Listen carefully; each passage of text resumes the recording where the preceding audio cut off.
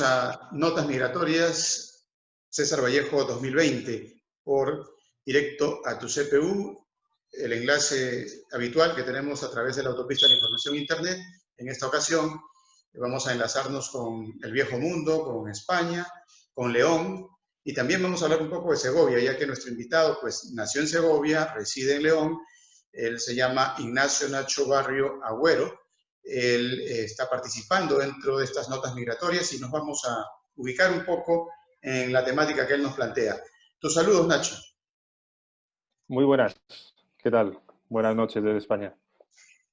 Ajá. Coméntanos un poco sobre León, descríbenos el lugar para que la gente sepa que efectivamente estás allá y tal vez un poco también sobre tu ciudad natal, Segovia.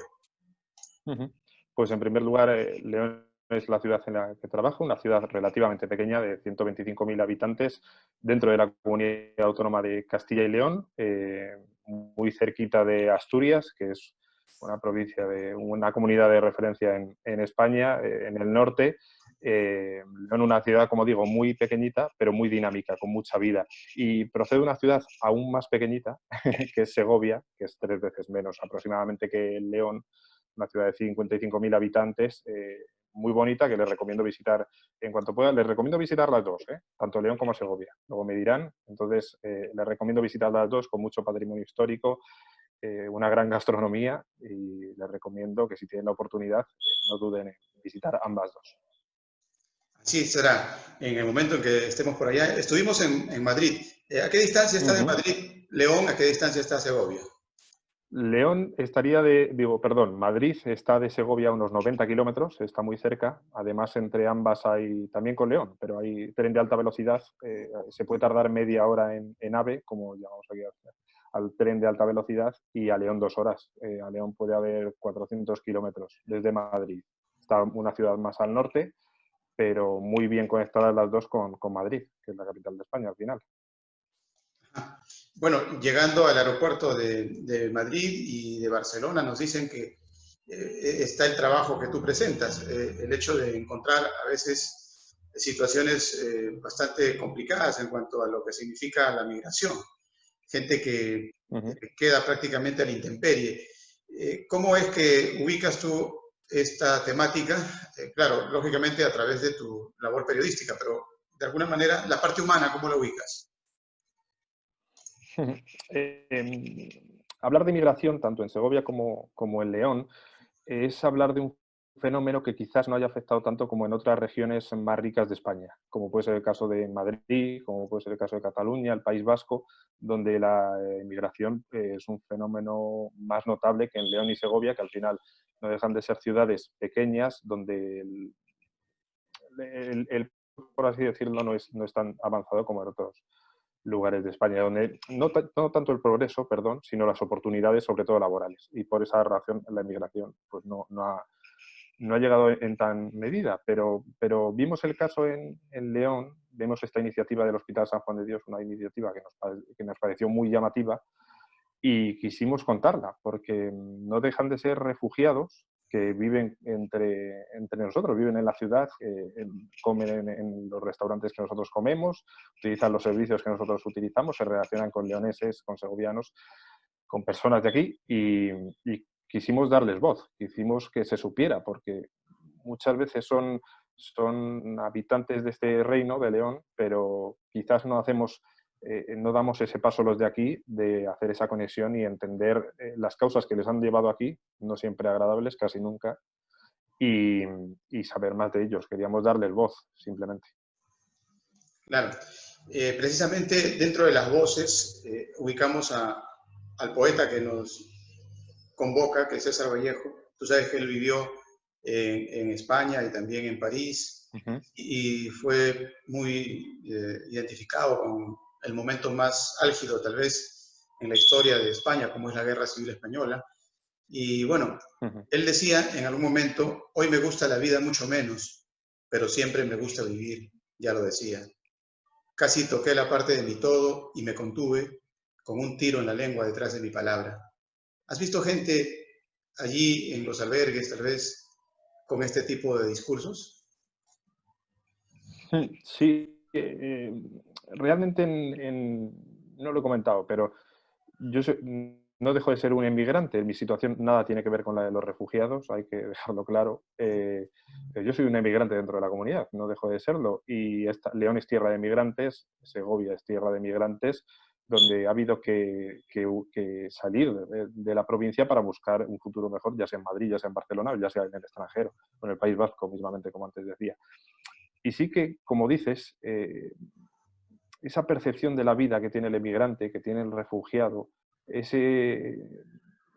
no deja de dar que pensar, ¿no? A los que parece que tenemos como todo garantizado, como una vida fácil, como una vida sin problemas. Como se dice aquí, tenemos garantizado el plato de lentejas, ¿no? Por lo menos. Sabemos que al llegar a casa, a la hora de comer, ese plato de lentejas va a estar presente.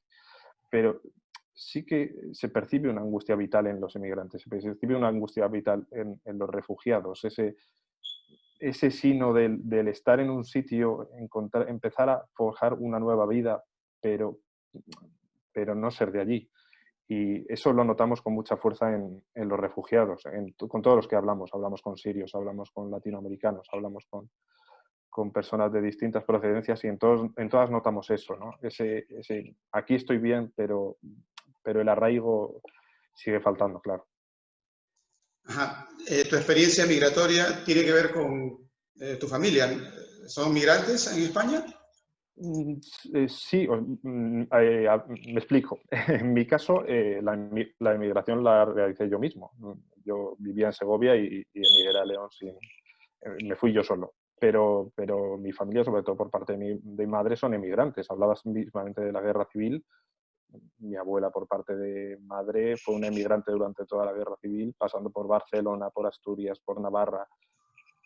No pararon durante la guerra civil, huyendo, claro. Pero sí, la historia de mi familia en parte es la historia de emigrantes que simplemente buscaban un futuro mejor. Muchas veces desde España, desde esa visión acomodada, pensamos en otros intereses, en que vienen a España los emigrantes buscando otras cosas. No. Es tan sencillo como buscar una vida mejor, buscar vivir, simplemente buscar poder realizarte en otro lugar, porque en el tuyo de origen, que es lo ideal, que es lo que todos queremos, desarrollarnos donde vivimos, de donde somos, no se puede. Entonces, en el momento que no se puede, toca tomar la dura decisión. Nacho, dentro de la experiencia noticiosa que proviene de España, pues vemos que hay un contrapunteo de pronto de juzgamiento a la administración actual del gobierno. Sin embargo, analizando esta iniciativa del Hospital San Juan de Dios, vemos que es financiado por el Ministerio de Trabajo. O sea que hay algunas cosas que tal vez no tienen mucha publicación o mucha publicidad y son positivas. Sí, que no sé realmente si se le da la publicidad que merece. Me parece que la obra que hace el Hospital de San Juan de Dios es digna de mención y se desconoce en este apartado se desconoce del todo en España. Y no solo el Hospital San Juan de Dios, Cruz Roja, tantas organizaciones que se dedican y que prestan su tiempo al hecho del refugiado, a su día a día, ¿no? Gobiernos de diferentes signos han ido cambiando su postura sobre los refugiados, sobre la inmigración, pero yo creo que en este momento, al final la crisis del coronavirus también afecta, ¿no? Pero creo que la percepción del inmigrante es diferente. También es muy diferente si se toma en una ciudad donde el número de inmigrantes es mayor que si se toma desde una ciudad donde el fenómeno de la inmigración no ha calado tanto. Pero creo que el gobierno en este momento no se avergüenza de esa labor, el gobierno actual. Se podría decir que se identifica un poco con esta problemática, si somos un poco, tal vez un poco más agudos en el análisis, o tú crees que hace falta mucho mayor, incluso ayuda, ya que tenemos hace poco una conversación, tuvimos con un participante también del concurso que está ubicado en otro lugar de España y nos manifestaba que existía, por ejemplo, una migración africana a los territorios africanos que tiene España, ¿no? Y que difícilmente ellos podían aceptar que ese tipo de migración pues se consolide por la dificultad en la cual se encuentra Europa en general, y sin embargo también aceptaban de que era una situación humanitaria que había que observarla, ¿no? Ujú. Creo que hay que dar garantías a esa inmigración, hay que facilitar las cosas en la medida que se pueda. Yo soy muy favorable de la llegada de inmigrantes, creo que enriquece todo. También creo que hay que estudiarlo, hay que valorarlo, hay que regularlo, ¿no? Hay que hacerlo bien, en definitiva, como se dice aquí. A las cosas hay que hacerlas como se debe, tanto para garantizar la vida de los de aquí como para garantizar la vida y los derechos de los que vienen. Eh, pero de todas formas, creo que nosotros, y para eso la crisis de 2008 y la actual creo que han sido buenas recetas, buenas herramientas. Hemos olvidado, y hemos olvidado en muchas ocasiones, nuestra condición de migrantes, los españoles, ¿no? Los españoles durante la guerra civil, muchos salieron hacia México, muchos salieron hacia el resto de países de Latinoamérica de habla hispana, y eso se nos olvida. En el momento que vivimos bien, en el momento que tenemos todo garantizado, el plato de lentejas del que hablaba antes, se nos olvida. Y creo que no debemos perder esa perspectiva, ¿no? De tener en cuenta que hemos sido inmigrantes y que, si bien hay que regularlo, como se regulan todos los aspectos de la vida, hay que garantizar que el que llegue a España, pues siempre que sea con la voluntad de emprender un proyecto nuevo de vida, porque en su país no hay manera de hacerlo, garantizárselo, vamos, hacérselo fácil. Y creo que es muy bueno para nosotros. Nosotros vivimos en la actualidad un fenómeno que es el del envejecimiento de la población. Nacen muy pocos niños, hay zonas rurales despobladas, sin futuro. Castilla y León mismamente hablábamos, la comunidad autónoma no tiene un gran futuro y creo que la inmigración ahí puede aportar muchísimo y no se está haciendo, no se está brindando esa oportunidad.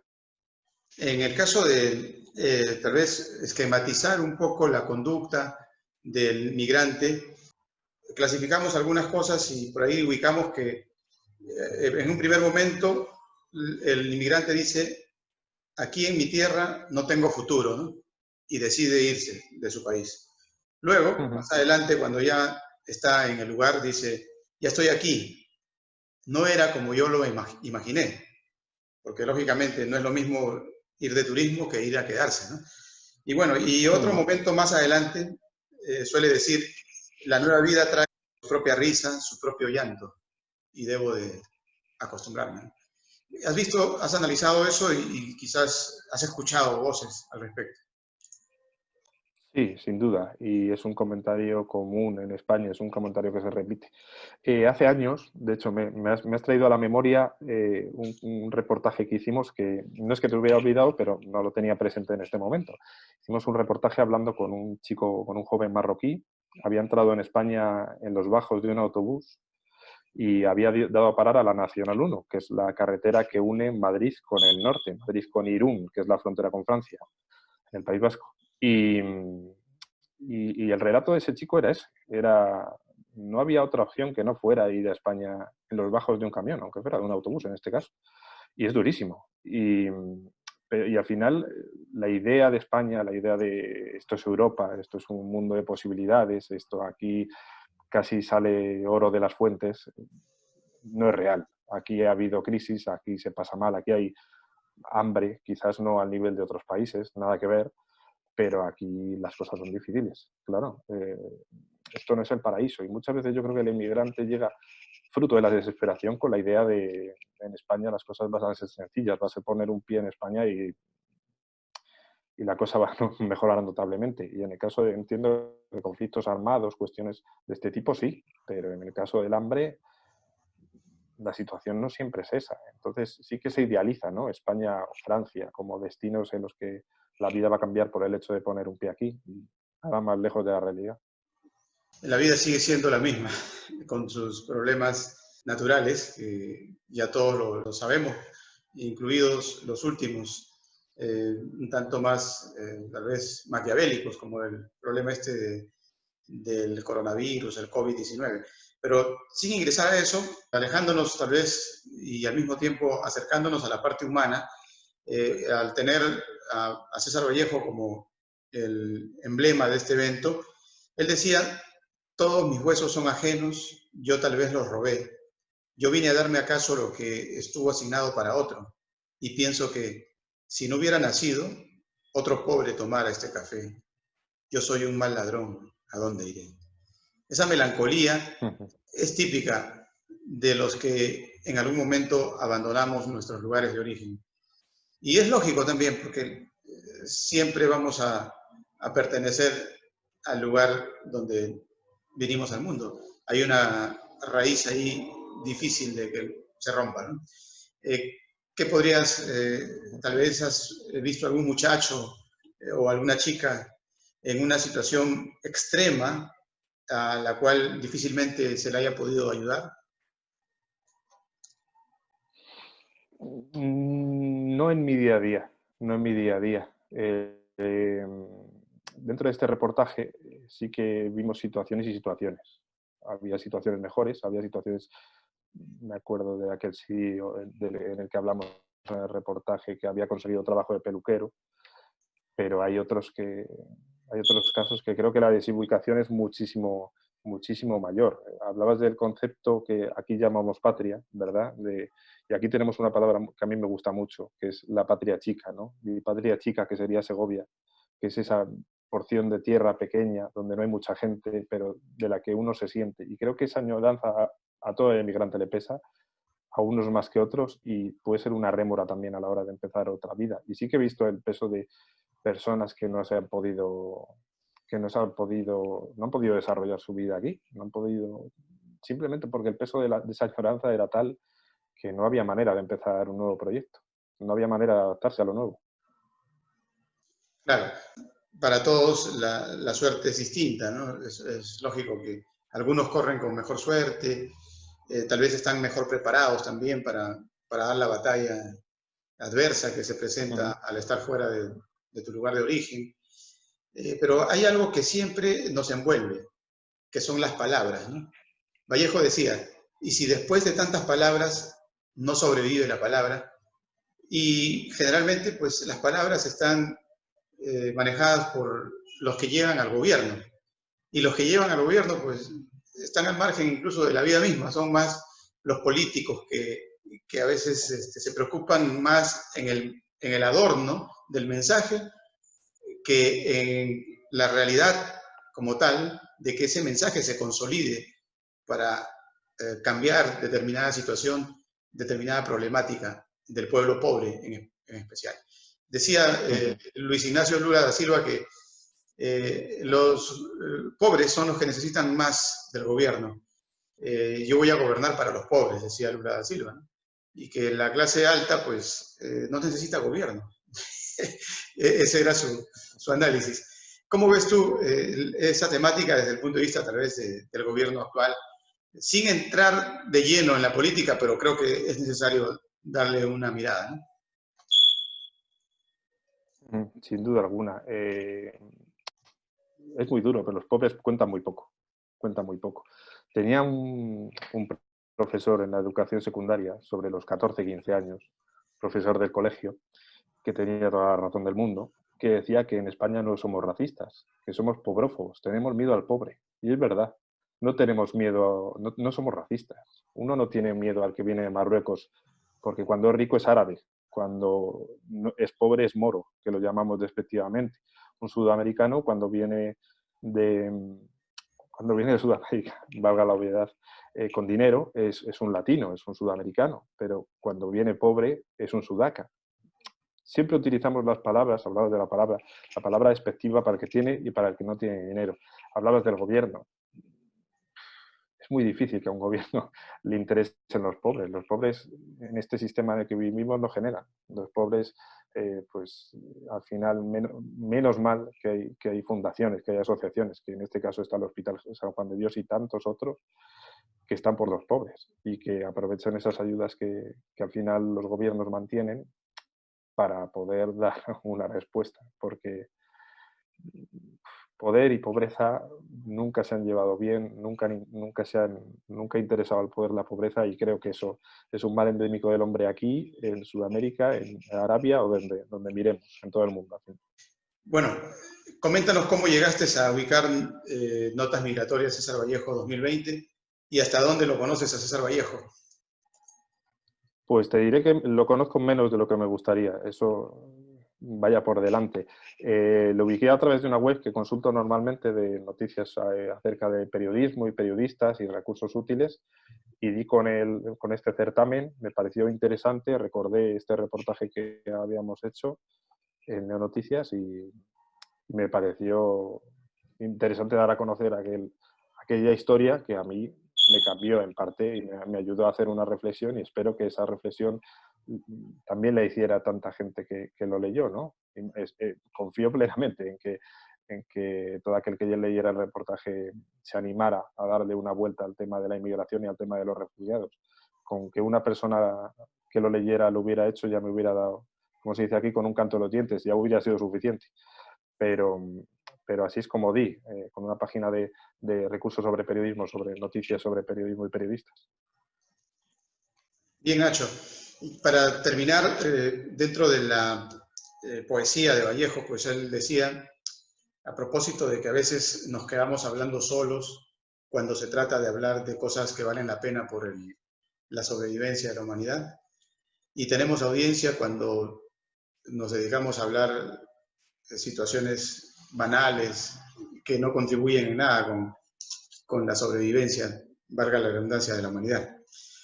Él decía en su ágape, como despidiéndose, hoy no ha venido nadie a preguntar ni me ha pedido en esta tarde nada. No he visto ni una flor de cementerio en tan alegre procesión de luces. Perdóname, Señor, qué poco he muerto. En esta tarde todos pasan sin preguntarme ni pedirme nada, y no sé qué se olvidan y se quedan mal en mis manos como cosa ajena. He salido a la puerta y me dan ganas de gritar a todos, si echan de menos algo, aquí se queda, porque en todas las tardes de esta vida yo no sé con qué puertas dan a un rostro y algo ajeno se toma el alma mía. Hoy no ha venido nadie y hoy he muerto, qué poco en esta tarde. ¿Cuál sería tu ágape, Nacho? Bellísimo el texto, por cierto. Conmueve cuando uno lo escucha. Simplemente eso. Creo que el periodismo es una herramienta para la reflexión, tanto para el que lo escribe como para el que lo lee. Y muchas veces pecamos de tener un ego muy grande los periodistas, o al menos los de aquí, no sé por allí, imagino que parecido. Pero creo que para eso tiene que estar el periodismo, para contar las historias, para denunciar lo que no se hace bien y para dar voz al que no la tiene. Y porque normalmente nos dejamos llevar por aquellos políticos y demás que siempre tienen la voz. Es fácil, pero hay que contar esas historias que no se ven y las vidas de esos a los que nadie hace caso. Y para eso estamos. Y no, hay que hacer el esfuerzo de no desviarse de esa mirada. Bien, Nacho, un placer conocerte a la distancia. En algún momento visitaremos León, Segovia. Invitados estáis. Y compartiremos un poco, tal vez en los parafraseos de Vallejo y, ¿por qué no?, de Machado, de grandes poetas españoles también. Un abrazo. Por supuesto. Y gracias por un abrazo muy grande. Okay, gracias a vosotros. Buenas tardes.